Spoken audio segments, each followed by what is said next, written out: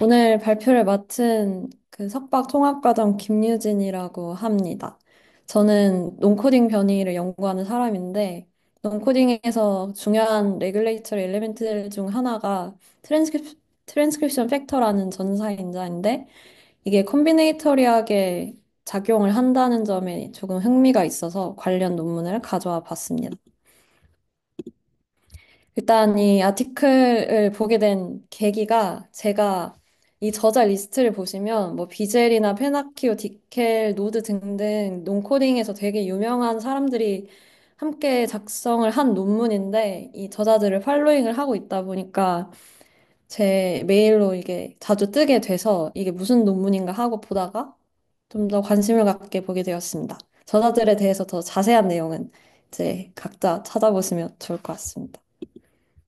네, 그리고 백그라운드부터 들어가자면 트랜스크립션 팩터 전사 인자는 프로틴입니다. 이 단백질은 DNA에 붙어서 DNA에서 RNA로 전사가 되는 과정에 관여를 하는 프로틴이고 이 트랜스크립션 팩터 그러니까 TF는 유전자의 트랜스크립션 과정을 이니시에이션하고 또 조절하는 그런 단백질입니다. 이 TF에는 DNA 바인딩 도메인이 있어서 인핸서나 프로모터 시퀀스에 붙어서 작용을 하게 됩니다. 그렇다면 이 TF가 어떻게 DNA에 붙는지에 대해서 더 자세히 알아보자면 TF에게는 일반적으로 두 개의 도메인이 있는데 액티베이션 도메인 그리고 DNA 바인딩 도메인 이렇게 두 가지가 있습니다. DNA 바인딩 도메인은 DNA를 식별을 해서 붙는 그런 도메인이고 그 다음에 이렇게 붙은 다음에는 RNA 폴리머레이즈와 같은 그런 전사 관련 인자들을 불러 모으거나 상호작용을 하는 액티베이션 도메인이 있습니다. 이 DNA 바인딩 도메인이 특정 DNA 서열들을 인식을 해서 붙는데 이 서열을 저희는 보통 모티프라고 부릅니다. 이 TNF 바인딩 모티프가 어떻게 구성이 되어 있는지에 대해서 알아보자면 아마 TF 모티프 등등을 그러니까 분석해 보신 분들은 많이 보셨을 것 같은데 이런 이상한 매트릭스로 구성이 되어 있습니다. 이 각 매트리스는 이렇게 보시면 제 마우스가 네. 이렇게 보시면 각 베이스마다 에이지 시티 서열이 어떤 프리퀀시로 나타나는지에 대한 매트리스입니다. 그러니까 B라는 이 위치에서는 A는 잘 안 나타나고 CGT가 많이 나타난다는 뜻으로 각 모티프 시퀀스마다 어떤 그 서열, 어떤 베이스가 많이 나타나는지를 나타낸 것이고 당연히 프리퀀시가 그렇듯이 모두 합하면 1입니다. 그래서 이 컬럼별로 보시면 합하면 1이라는 걸 볼 수가 있는데 그런데 저희가 익히 알고 있는 HCT가 아니고 BNANS 이런 식으로 나타나는 이유가 이게 IUPAC 뉴클레오타이드 코드라고 해서 이런 식으로 구성이 된 코드입니다. 그러니까 B 같은 경우에는 CGT가 나타나는 서열이라는 뜻이고 N 같은 경우에는 뭐 어떤 베이스든 나타나는 서열이다. 이런 식으로 간단하게 코드로 나타낸 것입니다. 이렇게 매트릭스로 구성이 되어 있고 특정 시퀀스가 모티프의 인리치먼트가 되어 있는지 알아보기 위해서는 그 시퀀스에 나타나 있는 AGCT 서열들이 이 데이터베이스와 비교를 해서 어느 정도 빈도, 어느 정도 확률로 나타나는지를 계산을 해서 구할 수 있습니다. 만약에 모티프가 변이로 인해 망가졌다면 어떤 결과가 나타날지 간단한 모식도로 설명을 해 보겠습니다. 일단 모티프 시퀀스가 있다면 변이가 발생하기 전에는 특정 TF가 그 모티프 시퀀스에 붙어서 뭐 TF가 바인딩을 하는 것이고 변이가 발생한 후에는 예를 들어서 이런 변이가 발생했다면 특정 TF가 바인딩을 못하게 되면서 바인딩 애피니티가 떨어지는 것과 같은 결과가 나타날 수 있습니다. 트랜스크립션 팩터가 싱글 TF만 붙는 게 아니고 여러 가지 트랜스크립션 팩터가 콤비네이터리하게 붙는 과정도 있는데 TF는 보통 혼자 붙지 않고 여러 가지 TF들과 콤비네이터리하게 붙는다고 합니다. 이거를 몇 가지 예시로 보여드리자면 그 TF가 어떤 식으로 붙는지를 보면 예를 들어서 이 팔리드로믹이라고 하는 것이 이 서열 자체가 대칭적인 구조를 가지고 있어서 이 모티프가 그 한 방향으로도 붙을 수 있고 다른 방향으로도 붙을 수 있다는 것을 의미를 합니다. 그렇다면 논 팔린드로믹하다는 것은 모티프가 한 방향으로 붙는다는 뜻입니다. 그러니까 이 두 사이트에 각각의 TF가 붙어 있을 때 첫 번째 그림 같은 경우에는 이 모티프와 두 번째 모티프가 서로 연결되어 있는, 그러니까 접합을 해서 코퍼레이티브하게 바인딩을 하고 있는 모습을 볼 수가 있습니다. 그런데 두 번째 같은 경우에는 서열이 그 뒤집혀져 있잖아요. 근데 논 팔린드로믹한 서열이 뒤집혀져 있기 때문에 이 모티프는 반대 방향으로 붙을 수밖에 없고, 그렇기 때문에 두 TF들은 서로 코퍼레이티브하게 작용을 하지 못하게 됩니다. 두 번째 같은 경우에는 모티프 서열 자체가 가까워서 코퍼레이티브하게 작용을 하는 경우가 있고, 이렇게 다른 그림으로는 서열이 멀리 떨어져 있어서, 뭐 멀리 떨어져 있는 것처럼 사실 보이진 않지만 어쨌든 멀리 떨어져 있어서 서로 코퍼레이티브하게 작용을 하지 못하는 그런 모습을 보여주고 있고, 그리고 세 번째를 고려해야 될 요소가 뭐냐면 DNA는 여러분 모두 알다시피 이중나선으로 이루어져 있기 때문에 특정 베이스 페어마다 이게 다시 같은 면으로 돌아옵니다. 그러니까 이중나선이 그 이렇게 헬릭스 구조로 꼬아서 내려가잖아요. 근데 특정 한 면에서 TF가 붙었을 때 완전히 반대쪽 면에 다른 TF가 붙어 있으면 두 TF는 헬릭스의 같은 면에 위치하지 않고 있기 때문에 쿠퍼레이티브하게 작용을 하지 못하게 됩니다. 그런 모습을 지금 보여주고 있는 그런 과정입니다. 제가 이 논문을 읽기 전에 가졌던 몇 가지 궁금증이 있는데, 전체 트랜스크립션 팩터들 중에 몇 퍼센트의 TF가 코 바인딩을 하는지, 그리고 싱글 TF들이 붙을 때와 코 바인딩 하는 TF들이 붙을 때 각 모티프가 더 기능적으로 중요한 그런 요소가 있을지 궁금했고, 그리고 또 하나는 코바인딩 하는 모티프와 싱글 바인딩 모티프 간에는 어떤 차이가 있는지도, 그리고 이것을 구분할 수 있는지도 궁금했습니다. 논문을 읽으면서 궁금증이 해소되는지 좀 더 알아보았는데, 먼저 이 스터디에 대해서 간단히 소개를 드리자면, 이 스터디는 신경세포, 그러니까 가바어직 뉴런에서 유전자 조절 메커니즘이 어떻게 이루어지는지를 규명을 하려고 했던 논문입니다. 이 뉴런의 생성 과정 자체에 TF가 굉장히 중요한 요소이고, 이 TF를 연구를 함으로써 이 마우스의 베이설 강글리아에서 이 TF의 결합 패턴과 유전자 액티비티가 어떤 식으로 나타나는지, 어떻게 상호작용하는지를 규명한 논문입니다. 네, 그리고 이 리절트에 대해서 소개를 드리자면, 먼저 이 논문은 TF 자체가 수백 가지 TF가 존재를 하는데, 그중에서 12개의 주요한 TF를 대상으로 칩식 분석을 했습니다. 이 TF 칩식 분석이라는 거는 이 TF가 붙는 리전이 어디인지를 실험적으로 알아본 그런 데이터입니다. 그래서 TF가 결합을 하는 리전들을 분석을 하고, 그렇게 2만 7천 개 정도의 레귤레이터 엘리멘트, 여기서는 PR이라고 부르는데 먼저 이것을 규명을 합니다.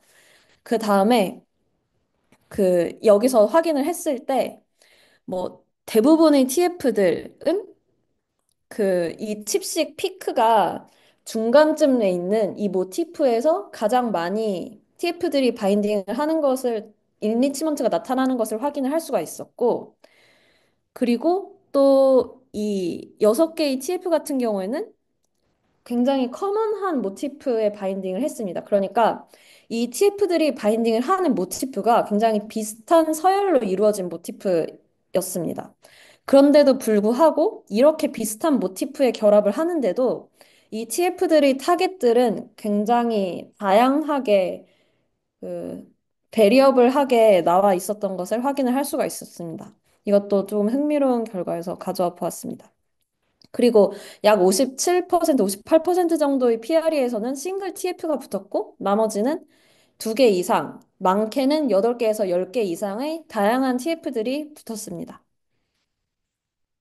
네. 그리고 이 TF들과 이 PRE가 어떤 식으로 바인딩을 하는지를 몇 가지 데피니션으로 나누었는데, 일단 심플이라고 하는 것은 하나의 TF가 하나의 그러니까 하나의 TF가 단순하게 결합을 하는 단순 결합입니다. 그리고 컴플렉스, 콤비네이터리한 것은 여러 개의 TF가 붙는 구조로 심플 TF와는 확실히 비교가 되는 그런 구성을 가지고 있습니다. 그렇게 확인해 보면 그 다음에는 무엇을 했냐면 이 TF들이 그 어떤 칩식 시그널을 가지고 있는지를 이렇게 히트맵으로 나타낸 다음에 이 칩식 시그널들을 클러스터링을 합니다. 그러니까 비슷한 패턴을 가지고 있는 레귤레이터리 엘레멘트들을 클러스터링을 해서 몇 가지 클러스터로 구분을 한 것이고 쉽게 소개를 드리자면 이 ABC가 각각의 TF라고 하면 이 ABC 각각의 TF가 바인딩을 하는 칩식 시그널들이 이 로가 각각의 칩식 시그널인데 어떤 식으로 어떤 TF가 바인딩을 하느냐에 따라서 이 칩식 시그널, 그러니까 레귤레이터 엘리멘트들을 클러스터링을 한 겁니다. 이렇게 결과를 확인을 해 보면 이렇게 여러 개의 클러스터들이 나타난 것을 확인할 수가 있고 이 12개의 TF에 대해서 예를 들어서 1D 클러스터 같은 경우에는 굉장히 다양한 TF들이 바인딩을 했고 뭐 6D, 뭐 AT 같은 경우에는 특정 TF들이 스페시픽하게 바인딩을 하는 것을 확인을 할 수가 있었습니다. 이렇게 단순 결합과 복잡한 결합을 가지고 있는 TF 모듈들을 나눌 수가 있었고,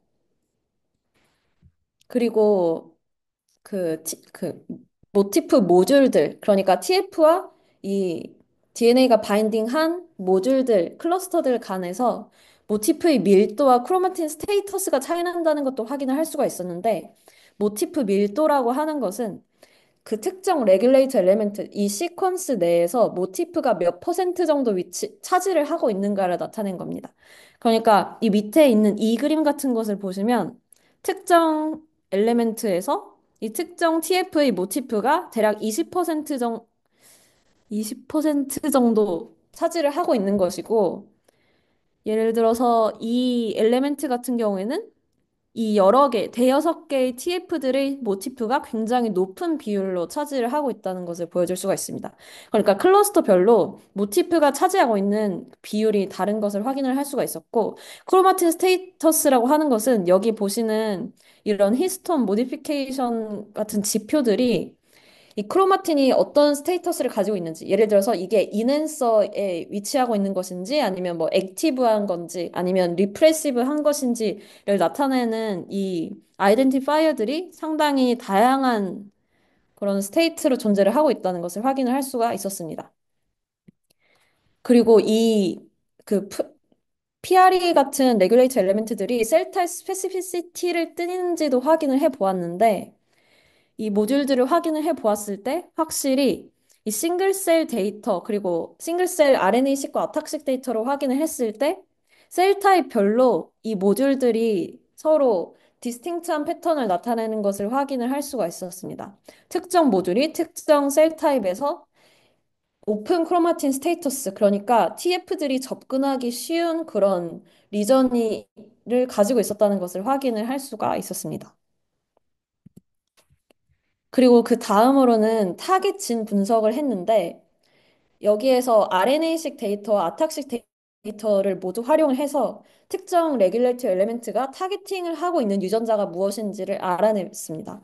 그 다음에 그 유전자가 어떤 펑셔널, 그러니까 어떤 바이올로지컬 프로세스와 인리치먼트가 있는지를 확인을 해 보았는데 여기 결과를 확인을 해 보시면 특정 클러스터들이 특정 바이올로지컬 프로세스에서 굉장히 높은 인리치먼트를 보이고 그리고 특정 프로세스에서는 낮은 인리치먼트를 보이는 것을 확인을 할 수가 있습니다. 그러니까 이 결과를 말하는 것은 특정 클러스터들 같은 경우에는 특정 바이올로지컬 프로세스에 기여를 한다. 그러니까 모듈별로 다른 액티비티, 다른 펑션을 가지더라라는 것을 확인을 할 수가 있었습니다. 그리고 그 다음으로 확인을 해 본 것은 이 PRE들이 어떤 액티비티, 어떤 레귤레이터 액티비티를 가지는지를 확인을 해 보았습니다. 이 비스타라고 하는 것은 페탈 브레인에서 나타나는 그 인핸서 액티비티를 그 스코어링을 한 데이터베이스인데 이 비스타에서 가지고 있는 인핸서 데이터베이스와 이 사람들이 밝혀낸 PRE들을 오버랩을 시켜서 어느 정도가 그 이미 밝혀진 인핸서 오버랩이 되는지 그리고 어떤 것들이 오버랩이 되지 않는지를 확인을 해 보았고 비스타와 대부분이 오버랩 된 것을 확인을 했습니다. 그리고 오버랩된 PRE 중에서 약 40% 정도의 PRE들이 폴브레인에서 액티비티가 나타나는 것을 확인을 했습니다. 그리고 이 인핸스 액티비티를 이 저자들이 실험적으로 확인을 했는데 이때 여러 개의 TF들이 결합된 모듈들에서 인핸스 액티비티가 더 높다는 것도 확인을 했습니다. 그러니까 싱글 TF, 단일 TF가 붙는 리전보다 여러 개의 TF가 바인딩을 한 리전에서 더 액티비티가 높게 나타나는 것을 확인을 할 수가 있었습니다.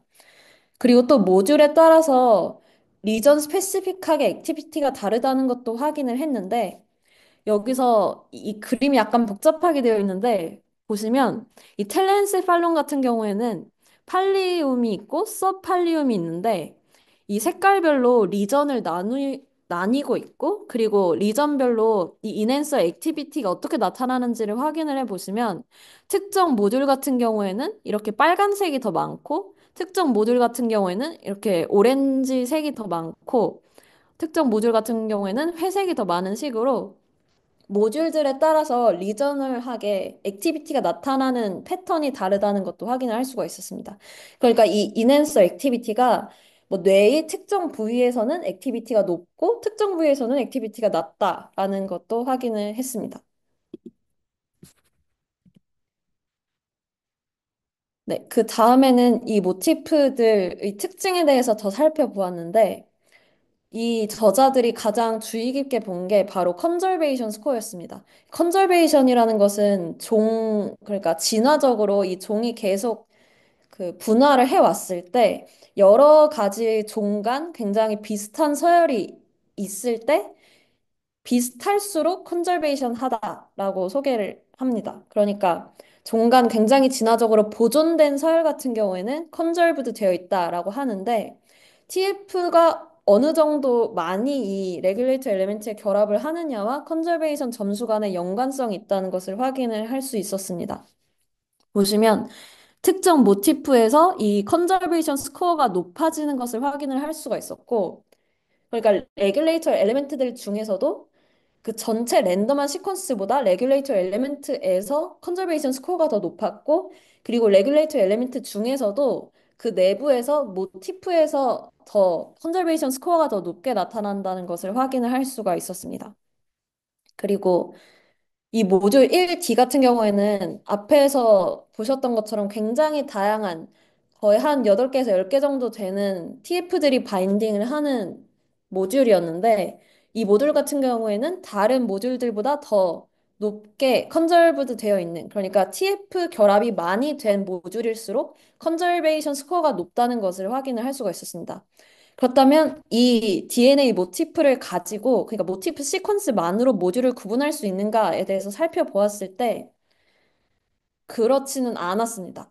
이 저자들이 머신러닝 프로그램을 활용을 해서 모티프를 넣고, 그 다음에 이 모듈을 예측을 할 수 있는지를 살펴봤는데, 싱글 TF가 붙는 모듈 같은 경우에는 강한 예측력으로 이 모듈이 어떤 모듈인지를 예측할 수가 있었는데, 그 여러 가지 TF가 붙는 모티프 같은 경우에는 이 모티프가 어떤 모듈의 모티프인지를 잘 예측을 하지는 못했습니다. 그러니까 싱글 TF 같은 경우에는 예측을 하기 쉬운 모티프를 가지고 있었지만 여러 개의 TF가 붙는 모듈들 같은 경우에는 분명히 그 셀 타입별로 혹은 리전별로 인핸서 액티비티가 다른 모듈임에도 불구하고 이 모티프 자체만으로는 어떤 모듈인지를 구분하기가 어렵다는 점이 있었습니다. 그리고 이 모티프들 간에 여러 가지 모티프가 붙는다고 하면 그 모티프 간의 간격이 일정 패턴을 가지고 있는지도 살펴보았습니다. 그러니까 이 모티프들이 가까이 위치하고 있는지 멀리 위치하고 있는지 이 간격의 패턴이 있는지를 살펴본 것인데 여기에서도 고정된 패턴은 없는 것을 확인을 할 수 있었지만 특정 모듈 같은 경우에는 예를 들어서 이 그림 D 같은 경우를 보시면 이 타타 모티프와 그리고 이 NKX 모티프 같은 경우에는 서로 굉장히 근접하게 위치를 하고 있는 걸 확인할 수가 있었습니다. 이게 모티프 간의 그 디스턴스를 나타낸 그래프인데 이 모티프들이 서로 가까이 위치하고 있고 이 컨비네이터리하게 결합을 작용을 하고 있다는 것을 확인을 할 수가 있었습니다. 네. 그 다음에 이제 논문에 대해서 서머리를 하자면 이 저자들 같은 경우에는 TF가 바인딩을 하는 레귤레이터리 엘리멘트들을 찾은 다음에 TF들이 몇 개씩 결합을 하는지, 그러니까 TF가 적게 결합한 엘리멘트와 많이 결합한 엘리멘트를 구별을 해서 각각의 모듈들의 차이가 있는지를 확인을 해 보았습니다. 이 모듈들을 확인해 봤을 때 특정 모듈들 같은 경우에는 특정 위치에서 액티비티가 높다는 것을 볼 수가 있었고, 그리고 또 바이올로지컬 프로세스 자체도 차이를 나타내고 셀 타입 스페시픽하게도 작용을 한다는 것을 확인을 했고, 그리고 네, 그렇게 했습니다. 그리고 결과적으로는 이 TF가 몇 개, 그리고 어떤 TF들이 바인딩을 하느냐에 따라서 이 인핸스 액티비티가 셀 타입 스페시픽하게 작용을 하고, 이것이 이 논문의 에임이었던 가버직 뉴런 생성 과정에서 중요하게 기여를 한다는 것을 확인을 했습니다.